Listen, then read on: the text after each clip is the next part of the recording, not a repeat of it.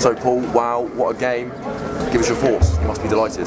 Yeah, I thought it was an excellent game of football for the neutral and for both sets of supporters. I think, being honest, I think a draw would have been about right. But being the away team and you get that last sort of winner in the 4 minutes to go, you clearly take it.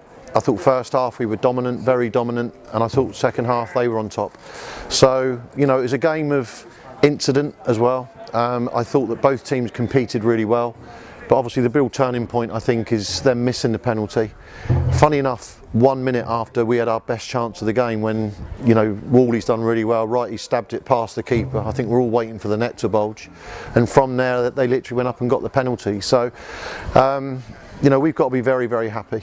Not fortunate, because I think that we both competed well, both teams competed well, and as I said before, Hampton are going to be right up there, and I don't think there's that many teams that will come here and actually get a win. We felt, as I said, first half we dictated the game, the tempo of the game, but second half they do what they do very, very well, and as I said, we've got to be very pleased to get away with the win. They were very fast starters last week. It was us this time around and deservedly took the lead. Yeah, listen, the likes of myself and Gary McCann, we study the opposition. We know the opposition's strengths. We knew that Miller Rodney wanted to pick the ball up from the back. We knew that they're looking to play from the back into Gondo, into little side areas. So, we worked, not on Thursday. I mean, what people don't know is that we've had, probably the toughest Thursday session I can ever remember. Rooney walking off the pitch within a minute with a tight hamstring, losing Josh Passley in that same training session. Ross Warner's played today with a really swollen ankle, and we could only name 2 subs today. It's incredible. Collins out, Magri out, Benny Reid out. It was a really difficult day when we first got here. We hoped that Rooney would be fit. The only one who passed his fitness test was Oscar Goban. And he was a doubt right up until really the test was done. So we've got through a little bit of adversity there as well. In football because me and Gary have been in it a long time, you savour these moments, because it's going to happen to you the other way at some point in the season, and it's the worst feeling in the world. So we go down the motorway today, feeling like it's the best feeling in the world, and lovely for our supporters. Do you know what I mean? They've travelled up in their numbers. I know they have a good day regardless, our away fans, but that has really made their weekend, I would have thought.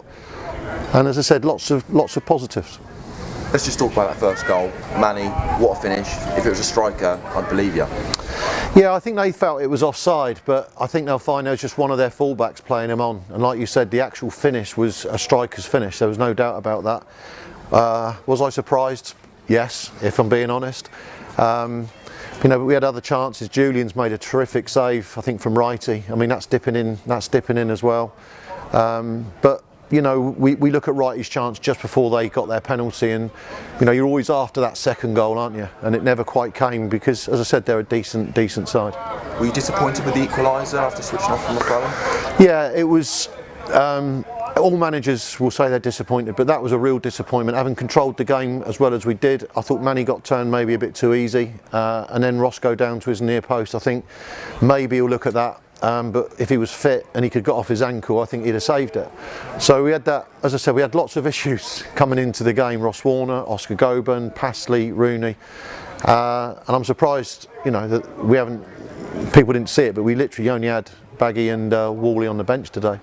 And Charlie Searle, so we didn't even have the full complement to change the game if we wanted to. Like you said, dominating first half, disappointing to concede the equaliser. What was your message at half time to the players? Well, we felt they'd come out quite quick. They had the lift of the goal, and what you don't want to do is give a home team, with the support they've got and the ability they've got, that leg up, and we felt we'd given them a leg up into the game. I felt quite comfortable up till their first goal because I hadn't seen any threat from them at all. They then took that into the second half, that enthusiasm and that belief that they could go on and win the game. I think that I think they looked not nervous of us in the first half an hour, but they showed us a level of respect that maybe they didn't show Eastbourne on the previous week. But second half, they opened up, they were more fluid. Gondo, what an unbelievable ball he puts in the box, and that could have gone in, by the way. And then really, if you look at the chances, we've had 3 or 4 strikes over the bar. righties then stab one wide, they miss the penalty. Onwards from that, we get the corner. But even after corner with 4 minutes to go, it was like the Alamo. Ross has made a terrific save and then palmed it actually back into the lad's feet, who's then stumbled on it, and it could have gone either side of the post. So I'm very apparent to the fact that we could have drawn that game, and I think that was probably the fairest result on the day. But from our perspective, you take the 3, and you're pleased going back home. And you send our travelling fans home very happy indeed. Yeah, well, I saw them on the train at about 10:30, so I knew they'd be happy before the game. They really give us a lift. They're very vocal. They get behind us, and they're a massive thing, for us away from home.